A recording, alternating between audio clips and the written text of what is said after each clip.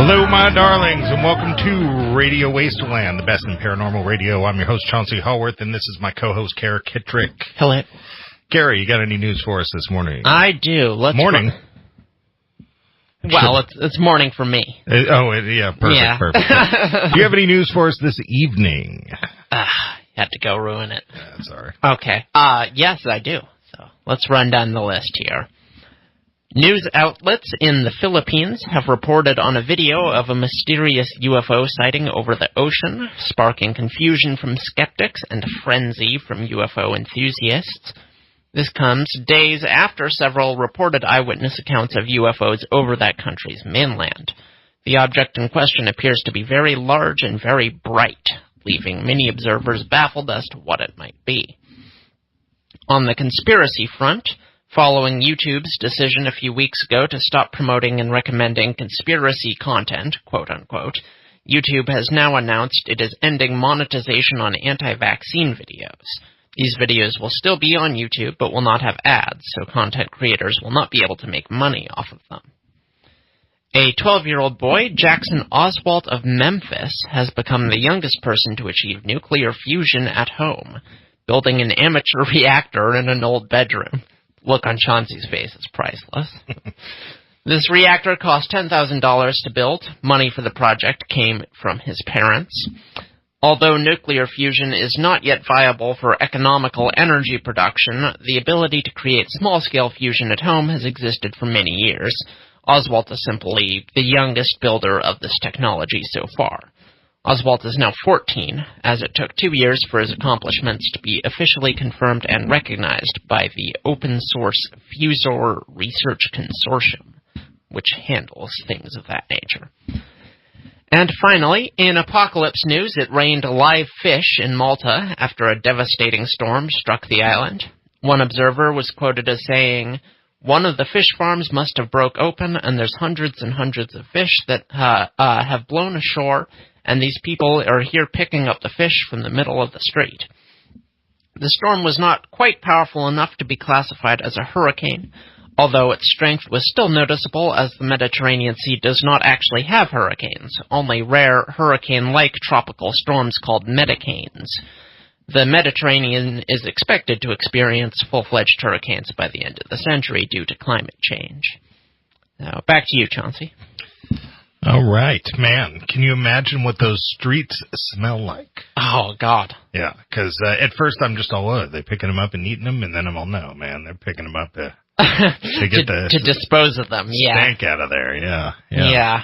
Well, Malta is an island, so I imagine it, smells like the sea under normal circumstances, but probably not like, rotting fish. Yeah. I think about that a lot when it comes to like tsunamis. I know it's a terrible thing to think about. Once I know everybody's okay and we're past the catastrophe, I think the people who aren't okay aren't really going to complain anymore. That's terrible. But, I think about, like, what it must smell like. Like, what was dredged up When was the last time ground? someone was okay in a tsunami? Tsunamis are ridiculous disasters. Well, people survive. People survive. Lots of people don't survive. Okay, go on. Sorry, I was just... We're supposed to be, like, feel good and, like, helping people here with our positive attitudes in their time of crisis. Not just being terrible, terrible human beings. Oh. Well, I don't know why I'm on the show. I don't know why you are on the show, more importantly. I'm trying. I'm getting softer as I get older. But, clearly. So, what it must smell like. A town blanketed in dead fish. That must just absolutely suck. And is that something the town pays for to clean up, that the state pays for? Do people, like, come through? I don't know. Insurance is probably like, we don't cover fish. Yeah, we don't cover... It says in the policy, no fish, no bees. Right, no acts of God. Exactly. Right, yeah, absolutely. And then, you're right, I did have an absolutely terrified look on my face for this kid that... is building fusion reactors. Is building a fusion reactor. Okay, so I got this buddy Lou, and he was like, he's like all about, like, renewable energy and figuring out how to do it. Sure. He's interesting because he's actually quite conservative. Yeah, he's just super techie. Yeah. He's just super techie. So what he did is he took his car and he took a Tesla coil and he basically generated hydrogen from water in his car that he would pump into his fuel line and be able to adjust the amount of hydrogen going in. Okay. And so like a makeshift hydrogen fuel cell car. Right, yeah. Huh. And he's like, at the time I smoked cigarettes, and like he showed it to me, and he's just all, yeah, man, it works. And I'm all, is this thing safe? And he's all, well, it's not nuclear. And I'm all, I know that, but it's hydrogen, you know. And he's all, yeah, it's safe. And I like lean in to look while I'm smoking. He's all, oh, don't smoke by it. And I'm just like, oh God, that's not safe. You know, that's not so safe you almost died in a huge fireball. Right. So this thing that this kid made, is there any chance of it like exploding? And do you know? Or? Unfortunately, no. Nuclear fusion just doesn't do that. So with fission in like a nuclear bomb, which is what people generally think of, you have fissile massive material. You have enough of the nuclear material that if, one atom splits, then it causes a chain reaction throughout the mass that causes, a portion of the whole thing to be converted directly into energy, and boom. Right. In a nuclear power plant, you don't necessarily have that mass. Not at least. It's not weapons-grade material, and it's not designed to explode, so it doesn't. The worst it does is just emit radiation if it melts down or something. Right, so are there any, legal concerns with this kid doing this in his neighborhood? Well, and fusion doesn't do that at all. Oh, okay. Fusion doesn't involve radioactive materials in the first place. Okay. So, which is, presumably this guy didn't, pull Back to the Future and buy some plutonium from some sketchy Iranian arm dealers or whatever it is. It's a while since I saw that movie. Yeah, I forget who they were. But I wanted to report on it just, so 10, 15 years from now when Captain Fusion is terrorizing the East Coast and no one can stop him and his identity is uncertain. We'll know it's this kid. We'll know it's this kid. Yeah, right. Totally. Clearly. All right. And what was the first one on your list? It was a UFO sighting. Oh, yeah. Yeah, just another UFO sighting. Yeah. I have to report on them, Must be fake. Keep ahead of them. Well, this one was actually kind of interesting. I'm just saying they happen all the time. How likely is it that they're all fake? That's a good point, and that's kind of my feelings about UFOs. On one hand, it's like, what would the aliens be doing here, and how did they get here? And they've been here for decades. What are they even doing? On the other hand, there are just so many sightings. It's like they can't all be fake. So this was an odd one. All right. Well, our guest tonight is Michael Feeley, and he's going to be talking about Nibiru. Ah, good. And this is a big topic for a lot of people, a lot of believers out there. Not only are there a lot of believers out there, but there are a lot of people who are really kind of concerned with their well-being over what might happen if another planet comes in. I can't say that I have a huge amount of concern, but I do find it incredibly interesting. Yeah. Well, I think there's a grain of truth to everything, so. Yeah. Well, yeah, but those grains in space, Yeah, well, they become planets. They'll screw up your spacecraft, yeah. They become planets eventually. Oh, okay. All right, you're listening to Radio Wasteland. When we come back, we have our guest, Michael Feeley. All right, welcome back to Radio Wasteland with our guest, Michael Feeley. Here we are talking about the Anunnaki of Nibiru and the Snakemen of Eridu. Are they real? Your new book. Did I say Eridu correctly? I believe you did, yes. It means the same thing however you pronounce it. Oh, yeah, that's true. So, Michael, we're really happy to have you on. Nibiru is like this topic that is all over the place, and people are really interested. But, it seems like there's so many different views on what Nibiru is. A lot of people are saying that it's a planet in a long elliptical orbit. Some people are saying that it's a system of planets, that it's a binary star. What's your take on, in your book, what is Nibiru? Well, when you look at the whole sort of Sumerian scrolls, the old Anunnaki story or Anunnaki interpretation, really, what I've done, now my background is basically in 17 years of law enforcement, in which I was a trained investigator for 17 years. Now, the skill of an investigator is to piece things together, is to see evidence that other people may not be able to see. And it's a really well-defined skill. And whenever I've looked at distant, ancient past, whichever culture, whichever monument, whichever part of the world that culture comes from, I have actually deciphered a code that is the same throughout the whole of the ancient world. And that includes all the religious books as well, especially the Bible. It is all this esoteric, hidden code that has been covered up by metaphors, covered up by symbols, covered up by codes. And I found that the Anunnaki story of Samaria, the modern day Iraq, is no different to that. So when you start piecing together bits of the story, you obviously need to piece together the whole of the story. And when you start doing that, you find that all these different component parts actually fit in. Now, the Nibiru itself, Planet X, as it's called, is not an Anunnaki planet where they visit Earth in a 3,600-year orbit to mine for gold for their planet. Now, when you look at the word Nibiru, it simply means wandering planet. So where does the word Nibiru come from? When you go back to Egyptian astronomy, you find that their planet Venus, or their name for planet Venus, was Neb-Heru. Now, the planet Venus is seen as a wandering planet because every 8 years it does a pentagram-shaped eclipse around the sun. And that is why we have the pentagram, the American flag, with the American star, is the planet Venus. And the Sumerian scrolls tell us that the Anunnaki's home planet is really Duku, which means sacred mound. And what that is really referring to is the Mons Veronis, which is the mound of Venus, which is the pubic mound.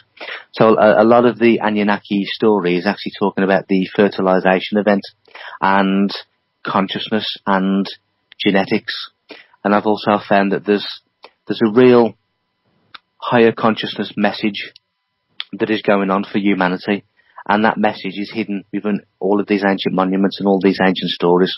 Something somewhere is telling us of our own inner consciousness, our own inner potential. And when you start looking at the planet Venus, Venus governs fertility. You have the shell that is associated with Venus and the goddess Venus. The shell is the symbol of female genitalia. Again, we have Veronis, which is Venus, which is venereal.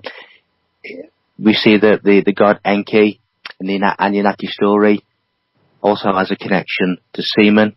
It's also suggested that Jesus Christ was an incarnation of Enki. Then when you look at who Jesus Christ really was, again, that is really talking about male fertility and inner Christ consciousness. So all of these stories are referring to a deeper, metaphorical yet esoteric truth. So the planet Nibiru is really the planet Neb-Heru, which is the planet of Venus, and that has associated as the morning star. It has connections to Enki, it has connections to Jesus Christ. They all have connections to each other. So Nibiru is really Neb-Heru, the planet Venus. Okay, so well, when the Russians tried to land on Venus, they basically touched down for about 5 minutes before their craft melted. Are they still there, or are we talking about in great history, like a long time ago, and nobody's there any longer? Well, certainly in terms of the planets, I mean, who knows? You know, we only have really mainstream science and mainstream NASA and whatever to tell us whether or not these planets are habitable or inhabitable, etc. In terms of the universe, the solar system, it is packed with life. It is not humanity on Earth that is the only existence in this solar system or the only existence in this universe. That is clear evidence, and I show in my talks and everything else, that is clear evidence between the Earth, the Moon, planet Mars, especially the Sidonian city on planet Mars that has connections to the pyramids of Egypt, the Stonehenge in the UK. So there is some kind of intergalactic connection, certainly within the planets of the solar system, where messages have been left for us to find. So the whole Anunnaki story itself, I've stood next to an extraterrestrial being. I've seen an absolute multitude of unorthodox craft in the sky. I've seen craft coming out of wormholes in the sky. That wormhole then dissipated and the craft carried on through the sky. I've had various other things happening to me that proves to me the existence of these unearthly beings that walk amongst us. So I have no doubt whatsoever that there is many races that are here, that have always have been here, and I would even suggest that many of them were here before we were, and that we're actually the aliens visiting Earth. But the Anunnaki story itself, Zecharia Sitchin did a literal translation, and that literal translation, just like whether it's a pyramid, whether it's a stone monument, whether it's a biblical scripture, that literal translation will only get you to a certain depth. The real truth of the story is when you go beyond that depth, when you start looking into, I say, the metaphors, the esoteric symbology. Now, the Anunnaki story is one of fertility, is one of the fertilization event, and it is one of a consciousness acceleration, a consciousness rising through the chakras, through the bodily system, and we can see that through the various characters of the Anunnaki. For argument's sake, the chief god of the Anunnaki was Anu. Now, the word Anu, in one of the earliest earthly language, which is Sanskrit, means atom. So Anu is really talking about the atom. So is Adam and Eve. So is Adamu and Tiamat. Tiamat basically means the primordial creation. It's talking about the sea, the holy waters, the sea of men, the semen. And we're talking about this genetic fertility, all of this raising of consciousness through various practices and through the balancing of our inner kingdom, which is the body. And when we look at the biblical Eden, the Garden of Eden, as is Eridu in the Anunnaki story, which are the same place, is really talking about the human body where all of this is really happening. So the Anunnaki story itself has been translated in a literal way, which has missed the real esoteric meaning. I see. So is all this this comparison to sexuality and conscious growth, does this all really sort of equate to the belief system that we were evolved by these people, by this race of people, that humanity became humanity with their help? That is one of that is the translation of the Anunnaki scrolls as per Zecharia Sitchin, as per, to be fair, many universities across the world.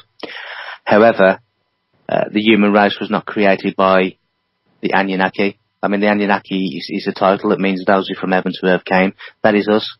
That is provable because every human being on this planet is really a starseed. We are the remnants of a dead star that has created all of these elements that becomes the human body. So we all come from the heavens. Heaven simply means sky. So we all come from the sky. We were not created by the Anunnaki.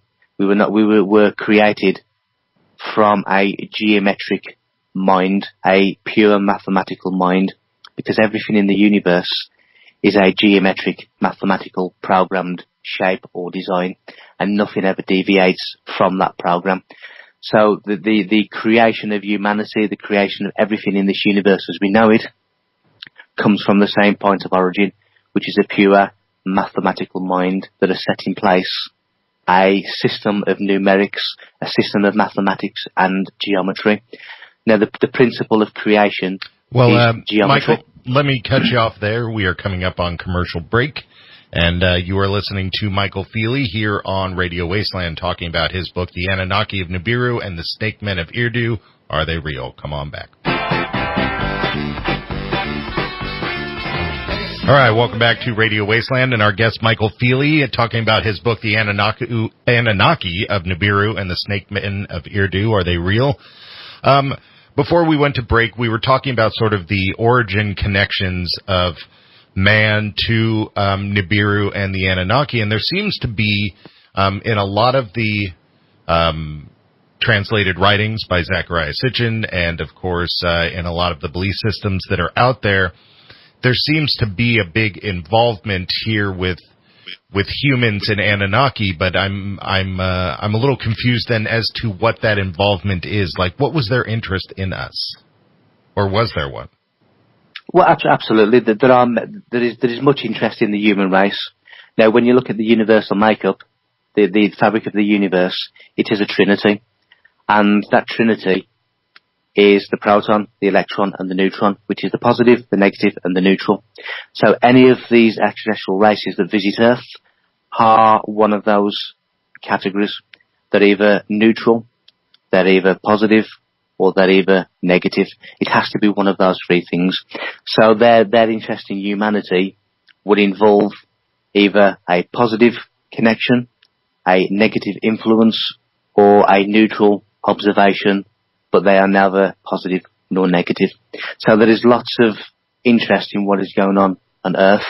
Now, when you start looking at subatomics and you look at the way particles work and the way particles exchange information, for argument's sake, if we are setting off nuclear weapons, every proton in the universe contains the information of every other proton in that universe. So when we start messing with nuclear bombs, we are upsetting the infrastructure of the whole fabric of the universe atomically. So it's in their interest to monitor what's really going on. Humanity at the moment are really small children with big, powerful, dangerous toys, and it has a catastrophic effect on the rest of the fabric of the universe. So it's only right that sometimes we see extraterrestrial craft above nuclear arsenals that are switching them off, they are deactivating them, because they are dangerous machines. And it doesn't only affect the climate system, it doesn't only affect Earth's atmosphere, but as I say, atomically and subatomically, it upsets the whole infrastructure of the fabric of the universe. So what we do has a ripple effect to everyone else. And some of the actions of humanity are basically disgraceful. And, you know, we need to really, really sort of become conscious. We need to become aware, and we need to really sort of connect to that galactic community again. So it's only right that there's a lot of interest in what's going on Earth, and that's why we're seeing an increased number of sightings, visitations, and all of these things that are unorthodox. Yeah. Okay. So basically, when we're talking Nibiru, we are talking Venus, and so what is Eridu? Eridu is basically the equivalent of the biblical Eden. Now, Eden means life. It is talking about the human body. Now, when we look at Adam and Eve, or we look at Adamu and Tiamat, who are the Anunnaki equivalent, what you get is the same story throughout the whole of these cultures, but the only thing that has changed is the names. The metaphors, the deeper meanings mean the same thing. So when you see Adam and Eve, or Adamu and Tiamat living in the east of Eden, the east of Eden is symbolic of the right side of the brain, and the right side of the brain is the spiritual connection. So we have Eridu, Eden, the human body, the tree of life, which is the arbor vitae inside the brain, which deals with sensory information. The arbor vitae in Latin means tree of life. So we have all of these different cultures telling us exactly the same story under different names. We have the likes in Egypt, where you have Isis, Osiris, and Horus, which are a metaphor for the three compartment parts of the third eye, the endocrine system of the brain, which deals with consciousness. You have the likes of Stonehenge, which is really a power station for the amplification of connection to our roots in the stars. We have the Mayan pyramids, the likes of Tikal. Tikal means the same as Vatican. Tika means pineal gland, means third eye. They're all telling us of this spiritual site, and the Anunnaki story is telling us the exact same story. You know, when we look at the mysterious handbag that a lot of these figurines are carrying, when you go back to, again, the Anunnaki, they seem to be carrying this handbag in their hand. When you look at other cultures, they're all carrying the exact same handbag. When you start looking at the metaphor and the deeper meaning of that, you can see that the handle of the handbag is basically the arch. It's 180 degrees, which is the perfect degree, the perfect sort of geometry for hydrogen bonding. When you start looking at that kind of thing, you start looking at the gametes, which is a genetic thing, which is all to do with the fertility event. Which is basically the Punnett square, which is the handbag, which is the handle. So it's really talking about genetic geometry. That really is the hidden meaning of that handbag that's carried by the Anunnaki and other cultures. When we start looking at there were giants in those days. Well, a giant is a metaphor for greater than average insight. What these giants are really telling us, the same as the Greek gods on Mount Olympus, the hidden meaning of that story is that is the God within, that is our higher, larger self, our greater than average insight. That is when we become fully Christed, fully consciousness beings. That is the giants. When we start looking at the giants, the Nephilim, the Watchers, Watcher means awake or he who is awake. So again, we are referring to a human consciousness. So again, the Anunnaki story is no different to any of the stories of the ancient cultures around the world. The Egyptians, the Babylonians, the Mesopotamians, the builders of Stonehenge, the Druids, the mystical schools of Egypt, the Greeks, the Mayans. Everyone is telling us the exact same thing.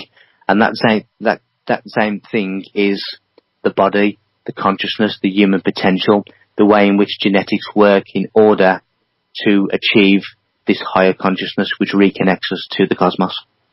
So a lot of this seems to be sort of really sort of spiritual in its message. You know, is that humans who have put a spiritual understanding on something that was too complex for us, or is a lot of this actually spiritual? Because I'm feeling that like Eridu is not a physical place. So is this imposed by us, or is this spirituality a part of it? Well, it is at its deepest origin. It is the spirituality. It is the order out of chaos. Now, what the order out of chaos really means is to go inside oneself and to know thyself. And when the Bible tells you that the kingdom of God is within you, it's really giving you the true meaning of what they're talking about. Now, when we look at the likes of Confucius, who tells us that signs and symbols rule the world, not words nor laws. When we look at the ancient brotherhoods, the ancient mystery schools, the ancient priesthoods, that through the Gnostics wanted to start keeping this sacred information of universe and self away from the masses, because they saw this knowledge as being for the privileged, to be for the worthy, not for the general public levels of religion or the general public levels. They wanted a multiple-tiered system where only the worthy, only the chosen, only the initiates would really understand the true spiritual essence of self, and everybody else could just have, the biblical scriptures, the Noah's Ark, the Jesus Christ, the Mary Magdalene, the Moses, the Noah, which are all metaphors for aspects of self that raise through self in order to achieve what is known as the Christ consciousness, which is the solar force within us.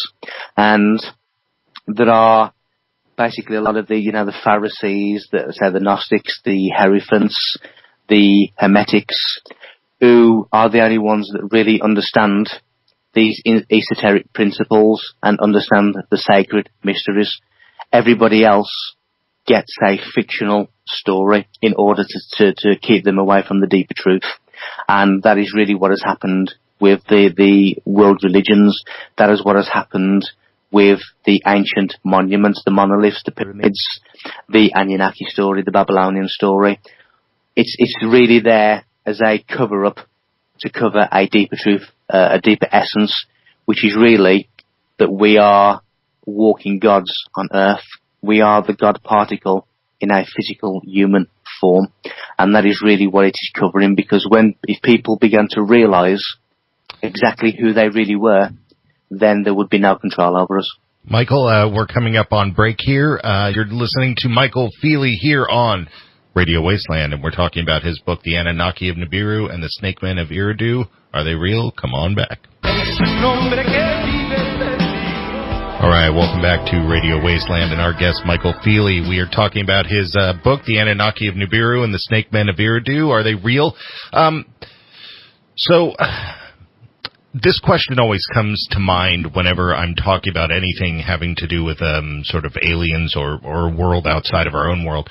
And that is, do you feel that the government knows about this any more than we do, or is this something that they just have no idea about as well? Well, it depends upon which level within government that you are or which you operate in. In any part of society, whether it's the Masons, whether it's the secret brotherhoods, whether it's the initiates, the Jesuits, whoever, regardless of who it is, you only know what you need to know. And there are levels above you that know more than you do. But you believe at your level that you have the entire picture. So it really, really does depend upon what level of government department you're in. Now, there are departments known simply as above government. And it's those above government departments that really know a lot more than your Donald Trump, your Barack Obama, your George Bush. They know a certain amount because they are part of these high-ranking secret brotherhoods. So, by virtue of that fact, they know a lot more than the average man or the average woman in relation to this true spiritual essence of self.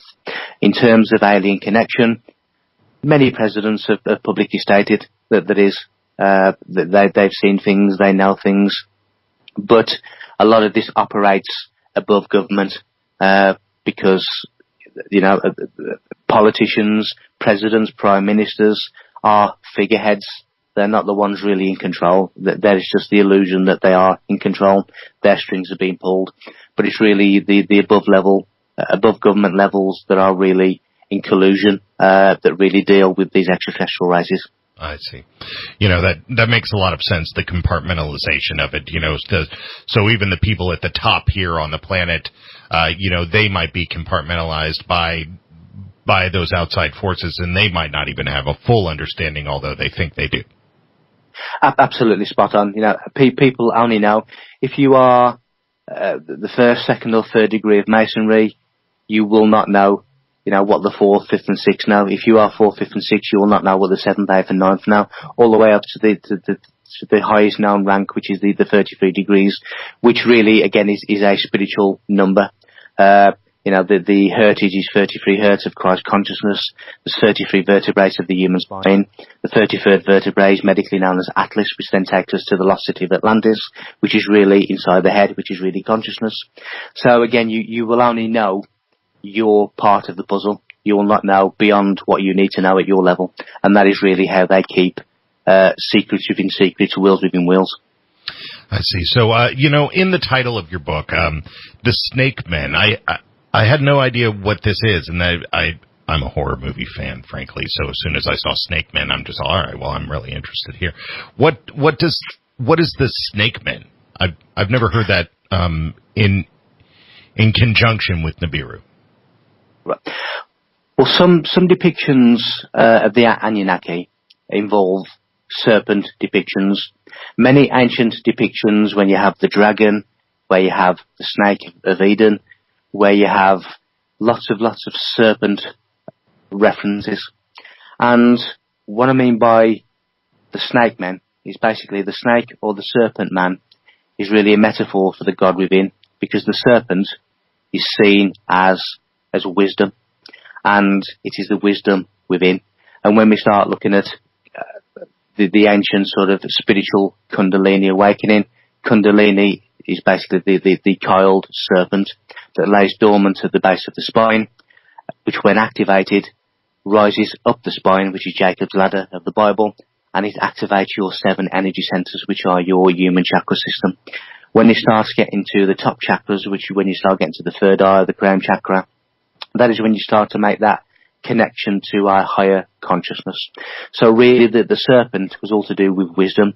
And when you start looking at who the devil is, who Lucifer is, when this Kundalini awakening gets trapped by ego or by lower desires, it actually becomes a descending serpent. It becomes a negative polarity.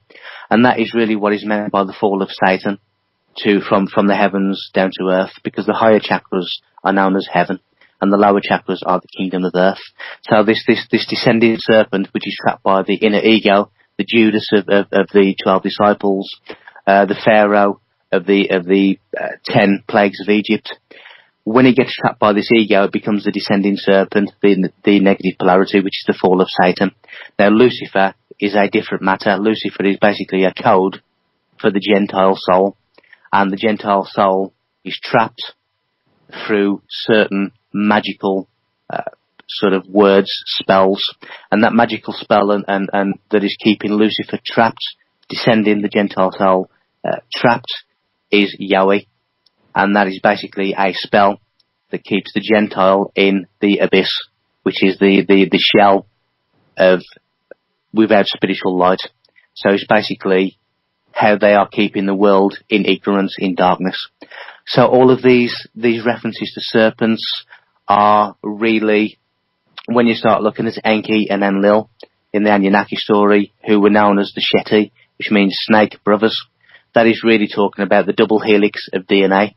And if you want to take that to a larger scale within the human body, you're talking about the Ida and the Pingala nerves, which are known as the white and black serpent, the positive and negative serpent. It's all talking about genetics. When we talk about Alalu, who's meant to be the face on Mars, Alalu means wave genetics. So again, when DNA forms, it is enticed by these wave genetics, these waves, these genetic waves that create DNA. So we are really, really talking about a genetic human body. So all of these ancient cultures, all of these religious books are really talking about one thing, which is the human body and a spiritual passage, or a rightful passage, to a greater awakening. All right. Well, unfortunately, we're coming up here on the end of the interview, but I want to make sure that our audience, knows a little bit more about where they can find out more about you or get their hands on your book. You've been listening to Michael Feeley, his book, The Anunnaki of Nibiru and the Snakemen of Eridu, Are They Real? And his website is michael-feeley.com. Where else can they get their hands on your book? Is the website the best place to get it?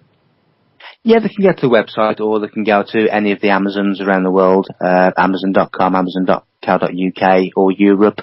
They can find me on Facebook if they just type my name in, or probably the website is the best, because that gives you direct contact to me. Yeah. All right. Well, Michael, thank you very much for being on the show. There is a lot to take in there. There's a lot of information there. So I'm guessing the book flushes a lot of that out, because this is kind of a unifying theory of everything, it seems. Well, when I go live on stage, my talks are 3 or 4 hours, and they could be a lot longer, but time's always against me. And so this is really, really not even touching the surface. There is a real sort of deep truth to be revealed. And yes, it does come out in book form, and certainly blogs and articles that I write as well. All right. Well, you've been listening to Michael Feeley here on Radio Wasteland. Thanks for checking us out.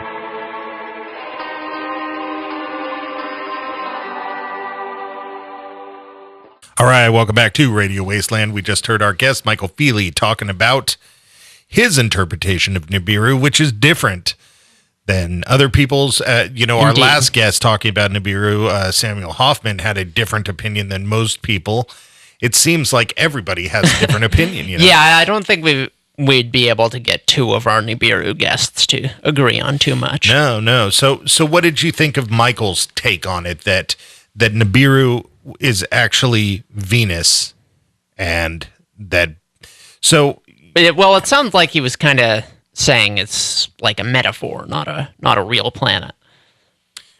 Well, yeah, but I think he was also kind of implying that that's where these things came from, and that we don't know what's there now or anything like that. But yeah, unfortunately, it's kind of hard for me to react to the argument when I know that, like, most of it, like, I got the super Cliff Notes version, as did we all, and I'm sure there's a lot more to it.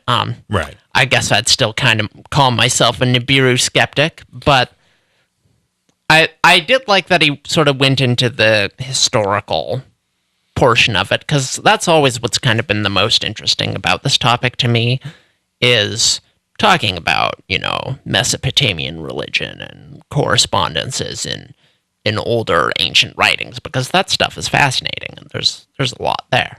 Yeah, I would love to be able to get somebody on who's like the carrying on the torch for Zecharia Sitchin or something, where we can get that original story and really have a good understanding of it, be able to probe their brain a bit, figuratively, for you alien followers out there. I'm not going to probe his brain. Figuratively now. Right. Okay.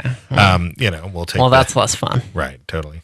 We'll take the long route. I'll probe his brain. I want to run my fingers through some squishy brain meats. Yeah. That's so wrong. There. Yeah. So, I am definitely a Nibiru skeptic, like you're saying. But it's one of those things that I really just kind of want to be somewhat true, because it adds so much sort of fun wonder to the world. It really does. It justifies the movie Jupiter Ascending. Slow down. Slow down. That's a no. Yeah. Some things can never truly be justified. Totally. Poor Eddie Redmayne. Yeah. But I have a lot of friends who like that movie, but they liked it in kind of this movie is ridiculous and kind of fun to watch. This is a good movie. I liked it just fine. The bees, whatever, whatever, So, of all the, so here we are talking to Michael Feeley about Nibiru being Venus, and that's what they're referencing. Right. And he seems to be saying that the story of the Anunnaki is real, and be it on a transdimensional level, on a physical level, or something like that they came from Venus, and that Venus is Nibiru. Now, that's one take. I think that's really interesting, because I've thought about Venus a lot and the age of our solar system. Sure. And if you think about how long life has been on Earth and that and how technologically advanced we became, and what we're currently doing to our climate, it's possible that there was life on Venus at some point. Now, I don't know. Yeah, I don't think we could turn into Venus, but I do think, we do have suspicions and some evidence that points to the idea that maybe at some point in the distant past, both Mars and Venus had atmospheres and geology that somewhat resembled our own. So, considering, like you were saying, considering what a blip our civilization has been on a cosmic timescale, 10,000 years, it's more than conceivable that civilizations could have risen and fallen in the distant past, and we never knew about it. Well, maybe it's geothermal science gone wrong, and that's how Venus got to be the way that it is. Well, it wouldn't be geothermal science. Maybe they drilled too deep and they awoke something. A Balrog? Yeah. Yeah, that's what's wrong with Venus, all the Balrogs. Yeah, totally. It would be nice otherwise. Yeah, totally. It's a little Balrog-y. Balrogs of Morgoth. Yeah. Okay, Fly, you fool. So we got okay, so I before we move on from this, every once in a while I'll see a picture that I just die laughing at, and I saw one that had Gandalf, where he says, "You shall not pass." And there was a bubble coming up from him that just said, "Come at me, bro." And for some reason, I find this to be incredibly hilarious. I want the t-shirt. Okay. All right, so one Nibiru take is it's Venus. Sure. Another Nibiru take is that Nibiru is one of several planets around a sister star of our sun. Right. In a large elliptical orbit. Right. Another take is that it's a planet in a massive elliptical orbit coming in. Right. Another take is Samuel Hoffman's take that it is a star and a planet with a bunch of other planets, and that it's actually here, and that when you look up and you see clouds, that's it. I never completely understood Samuel Hoffman's take. Yeah, but yes. It's mind-blowing, but the point is there's a lot to it. There are just so many takes on it. So when you say that you're a Nibiru skeptic, I realize you're skeptical of all of those. But, yes. But what Nibiru take do you find to be the most plausible? Well, like I said at the beginning of the show, I think there's a grain of truth to everything. And I think it's reasonably plausible that there's some ice giant or something like that out there that maybe does intersect with the Earth's orbit sometimes, on a very long time scale. or at the very least comes in a little closer. In fact, scientists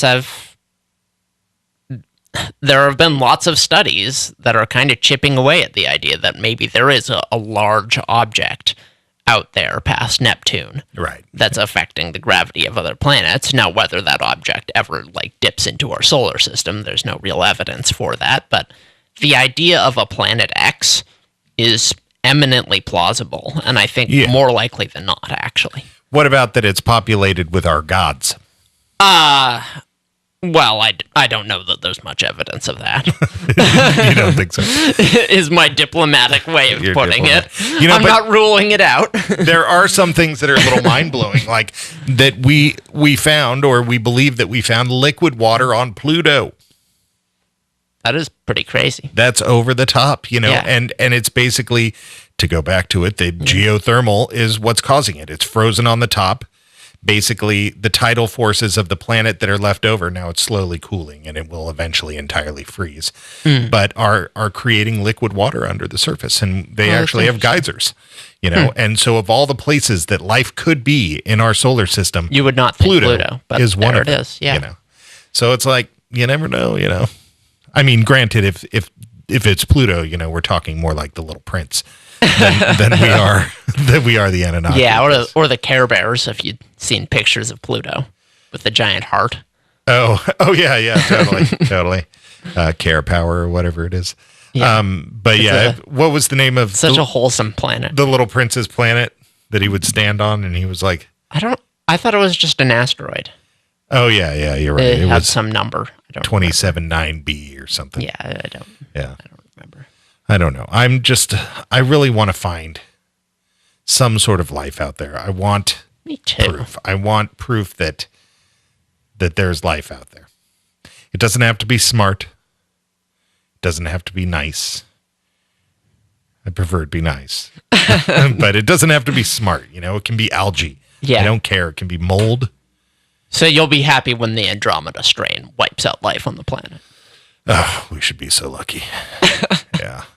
No, but I mean, I just, if we find it in our own solar system, even bacterial life. That would be crazy if we found it in our solar system. It would show us statistically. What that would imply is that the universe is packed with life. Right. Yeah. Packed to the gills. Right. All right. Well, I hope there's life. I hope there's Nibiru. And if our gods are on it, I hope they're nice. All right. You're listening to Radio Wasteland. Come on back. We'll talk about something else.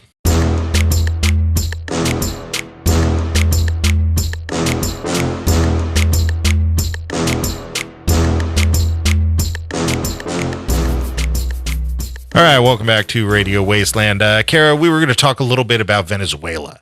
Yes.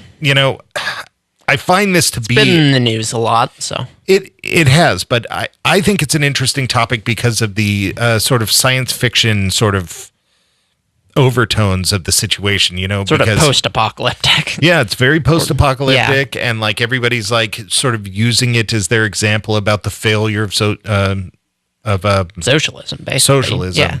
Yeah, and it's funny because Chavez and Maduro were both socialist leaders. Are both socialist leaders. I don't think they are. I think they're failed dictators. I think they're dictators that just didn't make it there yet. Well, that's like saying Russia was a communism. I mean, it tried to be. Not very hard. It was very, very corrupt. It tried to be for a little while, but under Hugo Chavez, Venezuela was not particularly corrupt. I mean, by our standards, yeah, probably, but by the standards of South America, right. It was not particularly corrupt, and in fact was a very nice place to live. And then oil prices dropped, and suddenly, basically, it's a story of a country that was very, very rich because of its oil wealth that is now very, very poor. So they were like a child star. Kinda. Yeah, it's very much that. They blew all their money on Lamborghinis and didn't invest it in their own future. Yeah, and in fact, this has kind of been a trend with petrostates, although you see people who have, I want to say Norway, one of those Nordic countries, had a tremendous amount of oil wealth in the middle of the 20th century, and they invested it very wisely and diversified so that, when the time came, they were able to turn it into something that could last. And unfortunately, Venezuela kind of failed to do that. So I guess on the argument that, this shows the failure of socialism, there's kind of two things I would say, because I think that's partially right and partially wrong. I think it doesn't really show the failure of socialism, and I'm talking pure socialism here. I'm talking not social democracy like Finland. I'm talking socialism. And not socialized things like we have, like our government and military. I'm talking nationalized industries. I'm talking, planned economy, that kind of thing, which is what Venezuela is. But it doesn't really show the failure of the system as a whole, because there are many other South American countries who have the exact same system and are doing just fine. Bolivia, for example, currently run by a socialist leader along the same lines as Hugo Chavez. But on the other hand, I think it does show that socialism certainly isn't a panacea for problems, as socialists often claim it is, and it isn't going to make up for just economic problems that crop up. Right. The problem with Venezuela is kind of that, Hugo Chavez overpromised. Right. And Maduro, I don't really blame Maduro for much. I mean, at this point, he's become kind of a brutal dictator, but the country has gone down the tubes. That's what happens. He was just trying to hold on to what the country had in better economic times, but what the country had was just, they were living beyond their means, basically. Right. It's like my family. I mean, kinda. Now, I have a lot of socialist friends who will basically take Venezuela's line on this, that that Venezuela did nothing wrong, and the only cause of the economic crisis was U.S. sanctions. And since I basically share their views about socialism, I wish I could find that convincing, but I kind of don't, because I just don't think the evidence is there. Sanctions didn't really seriously start until 2015, and almost everyone says... yeah, that is definitely not the case. I don't know a lot about this, but I know that that's not the case. I think there's a little bit of rose-tinted glasses here. But as I said, socialism has worked fine in other places. Right. I think that it's not working fine there. I think there's a happy medium, and frankly, I think the United States kind of walks the line of it. Everybody says that socialism, everything socialized. Oh, that's a bad word. That's a bad word. But I mean, prisons is a prime example. We have to have socialized prisons. We need socialized roads. Infrastructure, to a degree, needs to be. Really, that's fair to say. So we live in a town, Reading. It's pretty autonomous of everything else. And so in the Great Recession, when that hit, I really just told people, if we never got a Walmart and we never got a Target, we'd be doing a lot better during the recession. We wouldn't have nearly the problems that other people have. So, I mean, you can't sit there with your country and blame the person who you were. The argument that the sanctions killed them would basically be saying that the money we were giving them was keeping them alive. Well, I mean, we don't have fleet embargoes stopping them from dealing with other people. No, although we are the main user of their product, which is oil. But yeah, they can deal with other people, and they are dealing with other people now, Russia and so forth. But but I mean, we can't take the blame. That's like if I have an employee at my business and the relationship isn't working out and I have to let that employee go, am I to blame that he can't pay his bills? Right.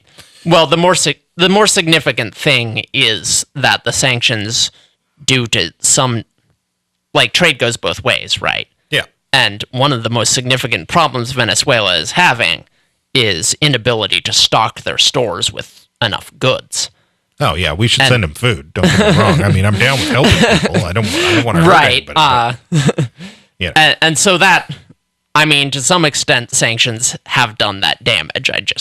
I think that's certainly not the biggest culprit here, right? I think the biggest culprit is just the country isn't that rich, and it tried to be richer than it is. Right, yeah. Which, I mean, you can talk about that, too. You can talk about global wealth inequality. It's like, do we deserve to be rich? Do they deserve to be poor? That's a whole other question. Well, don't get me wrong. I totally get that. And a lot of the things that I'm saying here are devil's advocacy, just for the sake of the conversation. I really don't have a huge knowledge about the situation, but I do have one view of everything, and that is that any type of government would work.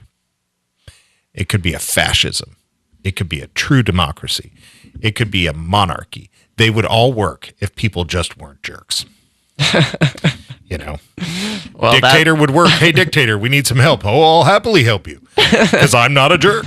That sure is true. Every government would work if people just weren't jerks. Well, that's why we need genetic engineering to make better people.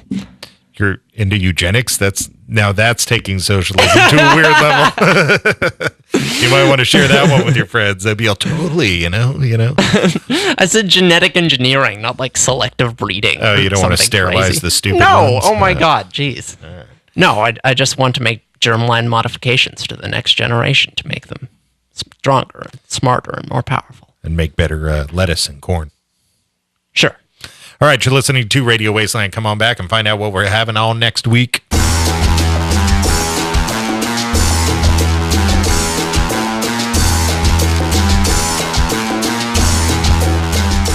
right, welcome back to Radio Wasteland. Kara, next week our guest is Sherlock Holmes. Good. I've got a few questions for the guy. Yeah. I want to know how he survived the Reichenbach fall.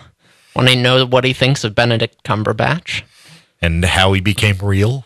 And how'd you become real? Oh, he was always real. So it's Sherlock, Shurlock Holmes, and he is anonymous. In fact, I think he's a he. Just told us his name. I think he's a he. I don't know. We might get a she on here. I don't actually know. But the pen name is male, at least. Mm-hmm.